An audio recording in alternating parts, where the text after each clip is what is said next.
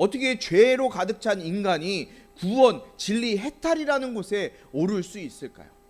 인간의 능력으로는, 인간의 힘으로는 죄인이기 때문에 올라갈 수 없다는 거예요. 그래서 구원은 등반하는 것이 아니라 뭐라고요? 구조되는 것이다 라고 말씀드렸어요. 구원은 등반해서 내가 스스로 힘을 가지고 내가 올라가는, 구원을 얻기 위해서 노력하는 것이 아니라 위에서부터, 우리 구조 있잖아요. 등산에서 떨어지면 어떻게 해요? 헬기로 구조하든 뭐로 구조하든 구조하는 거라고 말씀드렸어요. 우리가 우리를 구원에 이를 수 있게 할 수 없기 때문에 구조받는 거예요, 구원은.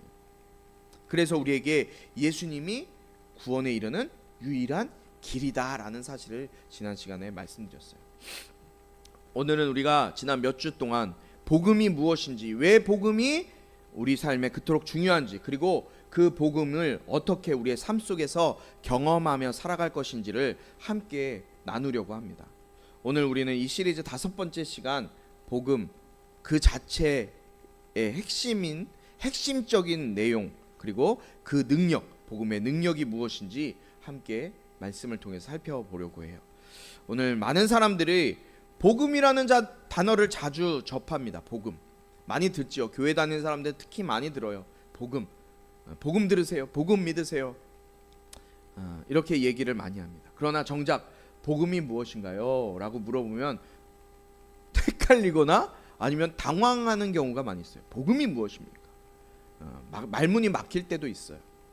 복음은 단순히 종교적인 정보가 아니에요. 복음은 정보가 아니에요. 신앙의 정보가 아니에요. 하나님의 능력이고 예수 그리스도의 죽으심과 부활 안에 담긴 구원의 소식, 복된 소식이 바로 복음이라는 단어예요. 여러분, 이 복음을 우리 함께 나눠보도록 할 텐데요. 먼저 두 군데의 말씀을 볼 텐데, 먼저 고린도전서 15장 1절부터 6절까지의 말씀을 우리 함께 교독하도록 하겠습니다. 이 말씀은 살아계신 하나님 말씀입니다. 제가 먼저 1절 읽으면 여러분들이 2절 읽어주시기 바랍니다. 형제들이여, 이제 내가 여러분에게 전한 복음을 되새겨 드리려고 합니다. 여러분은 이 복음을 전에 받았고 또한 그 안에서 있습니다.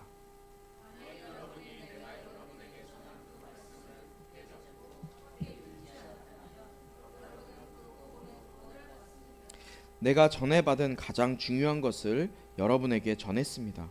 그것은 그리스도께서 성경의 말씀대로 우리 죄를 위해 죽으시고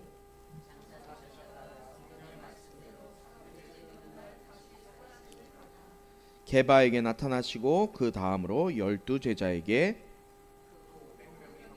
형제들에게 동시에 나타나셨으니 그 가운데 대부분이 지금도 살아있고 어떤 사람들은 잠들었습니다. 아멘. 1절 말씀을 한번 보여주세요. 1절 말씀해 보니까 복음은 바울이 새롭게 만들어낸 것이 아니다라고 말하고 있어요.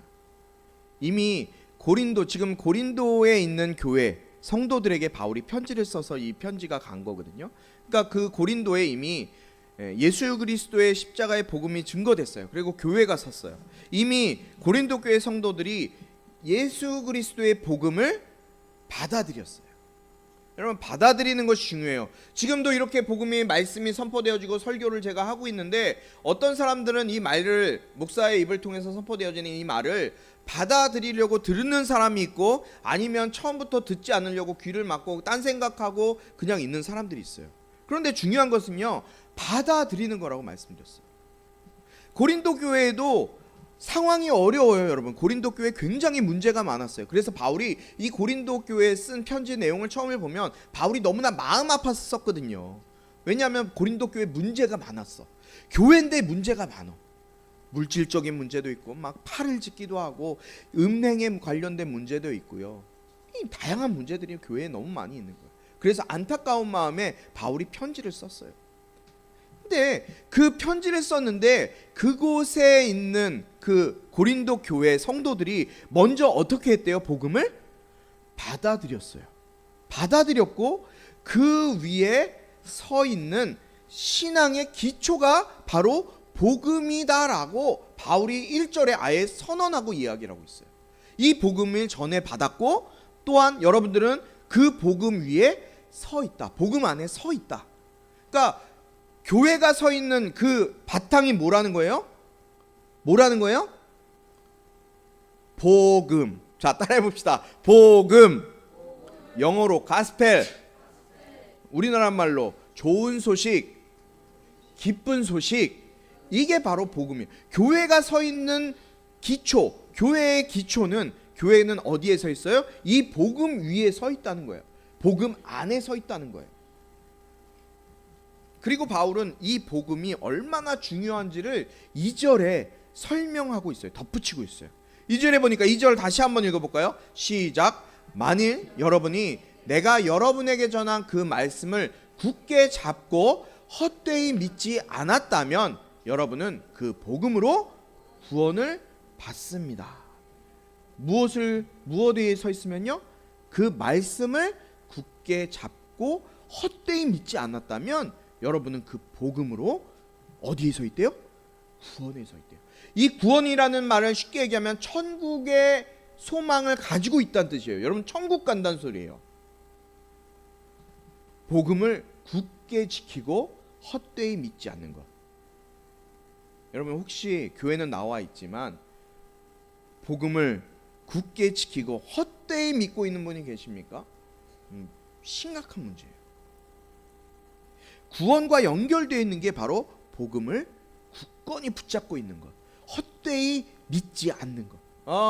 그 교회 가서 그 목사가 떠드는 그 소리, 뭐 맨날 하는 소리, 그 소리.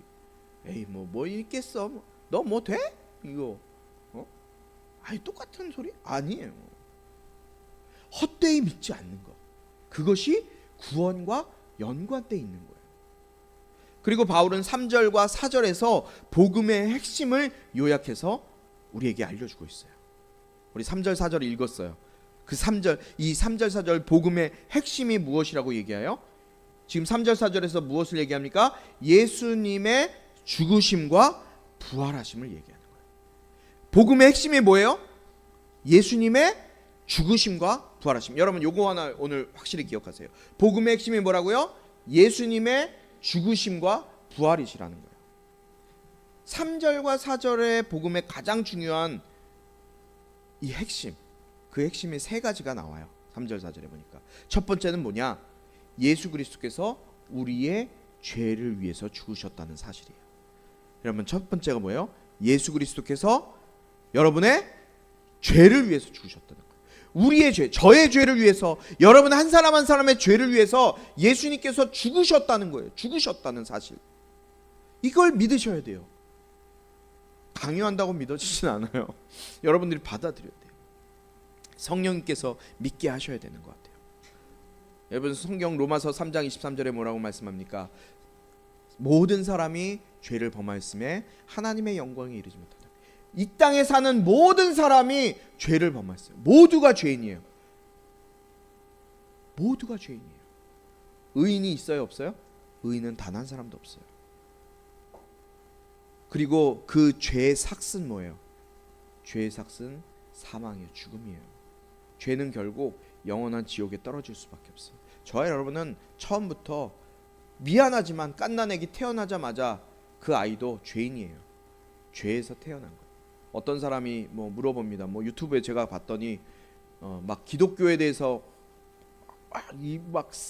뭐라 그래 이거 비판하고 막 기독교 막 개독교라고 욕하는 막 그 사람이 보니까 아니 갓난아기 태어났는데 기독교는 막 죄인이라고 얘기한다 그러고 막 어떻게 그 순수한 애가 죄인이냐고, 왜 부모의 죄가 뭐 저기 아담과 하와의 죄가 왜 인간에게 와갖고 나는 아무 잘못도 없는데 그렇게 되냐, 이렇게 얘기하는 사람이 있어요. 그런데 이거는 숙명이에요. 우리의 숙명. 그걸 어떻게 하나님한테, 창조주 조물주한테 가서 멱살 붙잡고 당신 어떻게 나한테 그럴 수 있어, 이렇게 이야기할 수 있어요? 없어요. 이거는 하나님이 정해 놓으신 거예요. 인간은 죄를 통해서 계속 그 죄가 유전되는 거예요. 그 어린아이가 항상 깨끗하고 바른 삶을 살아가지만 예수 없으면 죄인인 거예요. 모든 사람이 죄를 범했고 그 죄 때문에 결국은 지옥에 떨어지는 그 사망이라는, 죽음이라는 벌을 받게 되어 있는 겁니다. 이 죄의 문제는요, 우리가 스스로 해결할 수가 없어요. 여러분, 저도 죄인이고 여러분도 죄인이에요. 교황도 죄인이에요. 신부도 죄인이에요. 카톨릭, 지금 얼마 전에 교황이 새로 선출됐죠. 콘클라베를 통해서 교황이 선출됐는데, 천주교와 기독교의 가장 큰 차이점이 뭘까요? 교황이 있고 교황에게 내 죄를, 신부도 마찬가지고 주교에게 가서 내 죄를 고백하면 죄가 용서된대요. 그 사람도 죄인인데요? 죄인이 무슨 죄를 용서해줘요? 신학 공부했다고 용서해줘요? 목사님이 여러분들 죄를 용서해줄 수 있어요? 나도 죄인이에요. 내가 여러분들의 죄를 어떻게 용서해요? 신부나 교황이나 죄 안 지어요? 죄 지어요. 무슨 죄 지어요? 그들의 가장 큰 죄가 뭐예요? 오직 구원받을 수 있는 일은 예수 이름밖에 없다 그랬는데 벌써 마리아도 믿잖아요. 성 요한도 믿잖아요. 바울도 믿잖아요. 그들을 믿으면 구원받는다고 생각하는 게 카톨릭이라고요. 오직 구원은 예수 이름밖에 없어요. 그런데 다른 걸 믿어요. 그래서 구원받을 수 없는 거예요. 교황이 구원해주지 못해요. 신부가 구원해주지 못해요. 제가 여러분들을 구원해주지 못해요. 제가 아무리 경건하게 살고 아무리 기도를 열심히 하고 하루 종일 12시간 기도하는 능력이 있다고 해도 구원해줄 수 없어요. 왜냐하면 전적인 죄인이기 때문에. 이 죄의 문제를 내가 해결할 수 없기 때문에 내 죄의 문제를 대신 지시고 하나님의 아들이신 예수님께서 이 땅에 오셔서 십자가에서 피 흘려 죽으신 거예요. 그 죄의 문제를 인간은 해결할 수 없기 때문에 하나님 그 자신이 인간이 되셔서 내려오신 거예요. 그래서 그 예수님이 여러분과 저의 죄를 대신해서 십자가에 해결해 주셨다는 거예요. 이 사건이 우연의 사건이 아니라 바울이 얘기하는 건 3, 4절에 나오는 건 구약에서 이미 예수님이 태어나시기도 전엔 그 구약 수백 년, 수천 년 전에 구약에 이미 예언되어진 그 사건이 예수님을 통해서 이루어졌다라고 성경에 기록되어졌다라고 바울이 지금 3절, 4절에서 이야기하는 거예요. 헛소리가 아니라는 거예요. 역사적인 사실이라는 얘기예요. 즉 성경대로 일어난 하나님의 구원의 계획이 이루어졌다. 이것이 바로 구원의 핵심이라는 얘기예요. 여러분, 우리는 첫 번째 구원받을 수 있는 첫 번째 조건은 뭐냐면 저와 여러분이 죄인임을 인정해야 돼요. 우리는 죄인이에요. 왜요? 하나님 없이 살았기 때문에, 내 마음대로 살았기 때문에. 하나님 예수님을 믿지 않는 것이 죄라고 얘기했어요. 두 번째, 예수님이 장사 지내신 바 되셨어요. 예수님 죽으셨다는 거예요. 죽으셔서 장사 되셨어요. 장사 되셨다는 말은 우리나라 말로 쉽게 얘기하면 뭐예요? 장례 기간을 거쳤다는 거예요. 우리 며칠 지어요? 장례 며칠이에요? 보통 3일 장례하잖아요. 3일장 하잖아요. 예수님도 3일장 하셨어요. 예수님이 죽으셨다는 것은 명백한 사실이에요. 예수님 죽은 척 했다는 것이 아니라 십자가에서 진짜 죽어주셨어요. 죽어버리셨어요. 그리고 죽으셨기 때문에 무덤에 묻히시게 된 거예요. 그래서 그 죽음이 분명하다. 예수님이 죽으셨다. 분명한 것을 확인시켜 주는 거예요. 예수님의 죽으심이 확실한 사실. 여러분, 예수님이 저와 여러분을 위해 죽어주셨습니다. 죽어주셨어요. 세 번째는 죽으신 것으로 끝나지 않고 사흘 만에, 성경대로 사흘 만에, 사흘이란 얘기는 3일이에요. 착각하시는 분이 사흘인데 어떻게 사흘 4일 아니에요? 이런 얘기. 사흘은 3일. 그 다음에 나흘이 4일이, 나흘이 4일. 3일, 3일 만에 살아나셨다라는 거예요. 이것이 사실이다. 여러분, 예수님이 다시 살아나셨어요. 이것이 복음의 절정이에요. 복음의 절정. 예수님이 다시 살아나셨다. 우리의 소망이 바로 이 예수님의 부활에 있다는 거예요. 다시 살아나셨다. 예수님의 부활은요, 그분의 죽음이 헛된 것이 아니라 죄와 사망의 모든 권세를 완전히 이기셨다라는 그 증거가 되는 거예요. 여러분, 우리 기독교가 만약에 부활이 없었다, 그럼 저는 믿지 않았을지도 몰라요. 예수님을 믿지 않았을 수도 있어요. 그러나 우리에게 부활이 있어요. 여러분 우리 육신은 다 죽어요. 여러분들 다 죽어요. 우리 아버지 어머니도 이제 팔순을 다 향해 달려가세요. 솔직히 좀 안 믿겨져요. 그래갖고 저희 어머니한테 제가 짜증내요. 자꾸 할머니 같아서. 저한테는 그런 모습이 아니었거든요. 우리 엄마 아빠가 그런 늙은 모습이 아니었어요. 그런데 늙어가세요. 그 짜증이 나는 거예요. 마음이 불편한 거예요. 솔직히 언제 사실지 얼만큼 살지 모르겠지만 언젠간 돌아가실 거예요. 저도 죽을 거예요. 여러분도 죽어요. 다 죽어요. 건강하게 살면 120년 살 거예요. 과학이 아무리 발전돼도 130년, 140년 못 살아요. 다 죽어요. 근데 문제는요, 죽으면 천국과 지옥이 반드시 있어요. 반드시 있어요. 기독교만 이야기하는 게 아니라 불교에도 이야기하고요, 이슬람도 이야기하고요, 힌두교도 모든 종교, 영적인 것을 가지고 있는 모든 종교는 천국과 지옥을 반드시 얘기해요.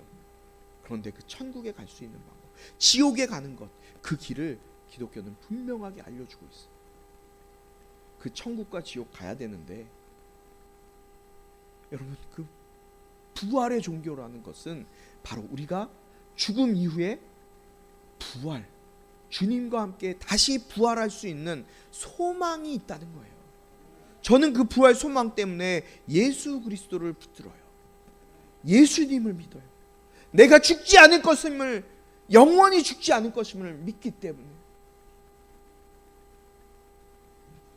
제가 지지난주에 우리 선배, 제 기숙사 선배, 뭐 몇 살 차이 나지 않죠, 사모님의 장례식을 다녀왔어요. 사모님이 유방암 걸리셨다가 치료가 됐는데 괜찮아지셨다가 몇 년 후에 또다시 암이 재발해서 그때는 더 이상 손을 쓸 수 없고 그러다가 돌아가셨어요. 우리 사모랑 같이 다녀왔는데 솔직히 좀 놀랐던 건 장례식장에 도착했는데 많이 힘들어 하실 줄 알았어요. 처음에는 웃으면서 맞아주시더라고요. 손 목사 왔어? 이러면서 웃으면서. 천국에서 만날 소망이 있기 때문에 웃으면서 맞아주시더라고요. 물론 그 이후의 삶, 빈자리가 얼마나 힘들겠어요. 그렇지만 우리는, 예수 이름을 붙들고 있는 우리는 천국에서 다시 만날 소망이 있는 거예요. 그런데 이 자리에 앉아있는 여러분 가운데 너무나 안타까운 거는 예수의 이름을 붙잡지 못하면 우리가 죽고 난 다음에 다시 만날 소망이 없는 거예요. 바라기는 우리 이 자리에 있는 모든 예배하는 자들, 여러분들 가운데 예수의 소망이 있길 바라요. 부활의 소망이 있길 바라요. 예수 그리스도 붙들기 바라요. 이 부활은요, 세상의 그 어느 종교가 따라할 수 없는 역사적인 사실이라고 5절 6절에 우리에게 말씀해주고 있어요. 그게 증거예요. 5절 6절 뭐라고 말씀합니까? 5절 6절에 처음에는 누구에게 예수님이 나타나셨어요? 베드로에게 나타나셨어요. 그 후에 12제자에게 또 보여주셨어요. 그 다음에는요 500여 형제에게 보이셨어요. 여러분, 예수님께서 부활하신 그 모습을 보여주셨고 하늘로 올라가시는 그 장면을 500여 수천 명, 나중에 남자만 500여 명이에요. 그럼 여자와 아이들이면 얼마나 많은 인원이 이 예수님이 부활 승천하신 이 모습을 보았겠어요? 여러분, 집단적인 착각이 가능해요? 이게 2,000명이 넘는 사람들이 같은 장면을 보고 이거 착각이야 이렇게 얘기할 수 있어요? 이거는 말이 안 되는 거예요. 성경에 만약에 거짓말로 쓰여져 있다면 세상에 지금 수많은 사람들이 이 말씀을 믿고 지금도 교회 나와 예배하고 이 자리에 엎드려 있지 않는다는 말이에요. 사랑하는 우리 꿈꾸는 교수님들 여러분, 이것은 바울이 전한, 우리에게 주신, 예수님이 우리에게 주신 바로 복음의 핵심의 내용이에요. 예수님이 죄인인 저와 여러분을 위해 죽으셨어요. 그리고 장사 지냈어요. 진짜 죽으신 거예요. 그리고 끝이 아니라 부활하셨어요. 성경에 예언된 대로 부활하셨어요. 이 사실은 단순한 교리나 철학이 아니라 실제로 역사 속에서 일어난 사건이고, 이 사건을 통해서 하나님께서 우리에게 구원의 길을 열어주신 거예요. 우리는 이 흔들리지 않는 역사적 사실인 예수님의 죽으심과 부활 위에 우리의 믿음을 세워나가야 되는 거예요. 신앙이 길고 오래 예수님을 믿고 교회를 다녔던 아니면은 오래 다니지 않았던 여러분, 이것이 분명한 사실임을 받아들이시길 바래요. 우리 로마서 1장 16절 한 절 말씀이죠. 우리 한 절 말씀 함께 합독하도록 하겠습니다. 시작. 나는 복음을 부끄러워하지 않습니다. 이 복음은 모든 믿는 사람들에게 구원을 주시는 하나님의 능력이기 때문입니다. 먼저는 유대 사람에게요, 다음으로는 그리스 사람에게입니다. 아멘. 사도 바울은요, 로마 교회를 향해 내가 복음을 부끄러워하지 아니하노니라고 담대하게 선언하고 있어요. 당시 로마는요, 세계의 중심이었어요. 지금이 마치 미국이 이 세계의 중심인 것처럼 이 당시는요, 예수님이 이 당시, 바울의 이 당시는요, 로마가 세계의 중심이었어요. 팍스 로마나 모든 길은 로마로 통한다. 그 로마에서 바울이 지금 외치는 거예요. 복음은 세상 사람들에게, 로마인들에게, 또 헬라인들에게, 유대인들에게 아주 무식한 것이고 인정되지 못하는 것이고 초라한 것이고 미련한 것이었어요. 어떻게 구원자가 죽어? 니네들 구원한다며. 그 구원자가 어떻게 죽어? 말도 안 돼. 아주 미련한 것이고 초라한 것이었어요. 그러나 바울은요, 그 복음을 전혀 부끄러워하지 않았다라고 말씀하고 있어요. 왜 그렇습니까? 왜요? 이 로마서 말씀 속에 그대로 나와 있어요. 이 복음은 모든 믿는 자에게 구원을 주시는 하나님의 능력이 되기 때문이에요. 모든 믿는 자에게 이 사실을, 이 복음을 믿는 자에게 구원을 주시는 하나님의 능력이 되기 때문에 그래요. 영어 성경으로는요, Power of God, 우리 여기서는 for salvation이라고 되어 있는데 저는 이 for보다는 킹 제임스 버전의 unto salvation이 맞다고 생각해요. Power of God unto salvation. 구원으로부터 모든 것이 하나님의 능력이 되는 거예요. 사랑하는 우리 꿈꾸는 교수님들 여러분, 복음은 단순한 정보나 좋은 소식, 그것이 끝이 아니에요. 살아계신 하나님의 능력이 되는 거예요. 어떤 능력이요? 우리에게 구원을 주시는 능력이에요. 구원을 주시는 능력. 죽은 자를 살리시고 죄인을 의롭게 만드시고 절망을 희망으로, 절망하는 자에게 소망을 주시고 희망을 주시는, 새롭게 하여 그를 살게 하는 생명이 되시는 그 능력의 이름 예수라는 거예요. 이게 바로 하나님의 능력이라는 거예요. 우리가 죄에서 구원받고 사망의 권세에서 벗어나 하나님과의 관계가 회복되는 이 놀라운 일은 우리 자신의 노력이나 어떠한 행위나 선행이나 수행으로는 이루어질 수 없어요. 전혀 이루어질 수 없는 일이에요. 오직 복음을 가진 자, 복음이 가진 하나님의 능력으로만이 가능하게 되는 거예요. 그래서 우리에게 주신 하나님의 능력이신 예수의 이름으로 우리는 살아가야 된다라고 여러분들에게 말씀드리는 겁니다. 여러분, 복음은 단지 듣는 것이 아니에요. 듣는 것이 아니라 그 가운데 선 것, 복음 가운데 선 것, 즉 그 말씀을 붙드는 거예요. 여러분, 고린도전서 이 말씀, 또 오늘 로마서 이 말씀을 여러분들 붙드시기 바라요. 사랑하는 우리 꿈꾸는 교회 성도 여러분, 복음은 단순히 종교의 시작점이 아니에요. 복음은 종교의 시작점이 아니라니까요. 복음은 우리 삶의 전부가 돼야 돼요. 저 여러분의 삶의 전부가 돼야 돼요. 처음부터 끝까지 돼요. 우리의 구원을, 우리를 구원할 뿐만 아니라 우리 삶의 모든 영역을 변화시키는 하나님의 능력이 되는 게 바로 복음이라는 사실을 믿을 수 있길 바랍니다. 이 복음을 다시 붙드는 우리 모두가 되길 바라요. 모든 자에게 구원을 주시는 하나님의 능력, 그 복음으로 구원의 감격이 여러분의 삶 가운데 날마다 넘쳐나게 되길 주님의 이름으로 축원합니다. 우리 그 구원의 능력을 주신 우리 십자가의 그 사랑을 우리 함께 찬양하기를 원하는데요. 우리 같이 이 찬양 같이 함께 하도록 하겠습니다. 십자가 그 사랑, 우리가 멀리 떠났지만 주님께 나아갑니다. 내 안에 은혜를 부어 주시옵소서. 십자가 그 사랑, 십자가 그 사랑,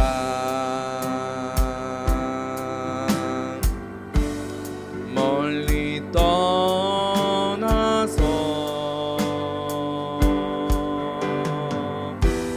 무너진 나의 삶 속에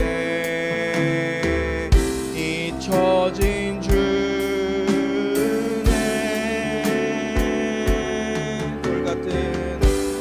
돌 같은 내 마음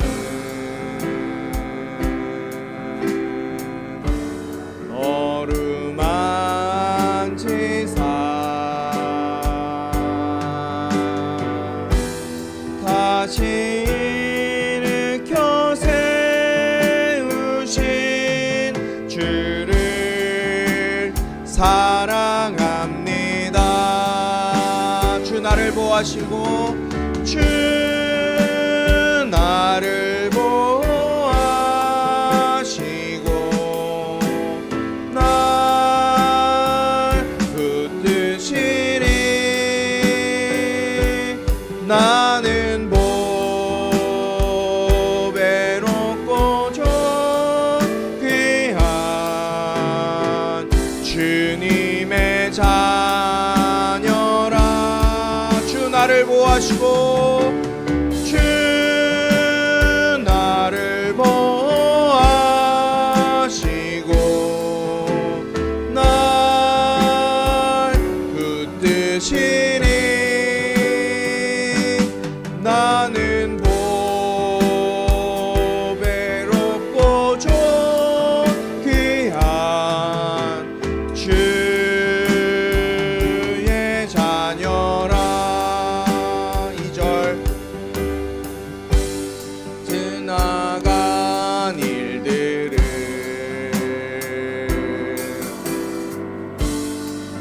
기억하지 않고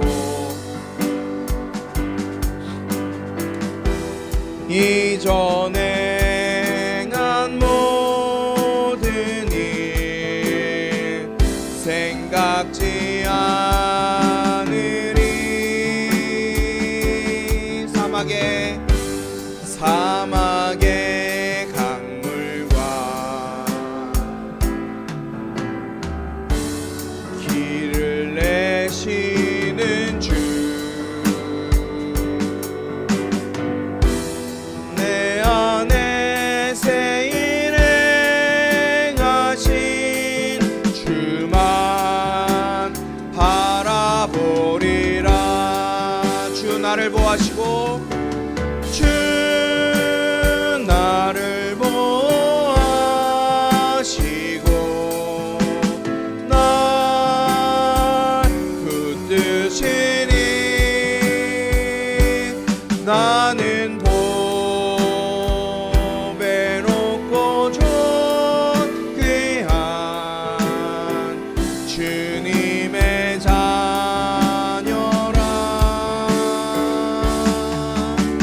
주 나를 보호하시고 날 붙드시리.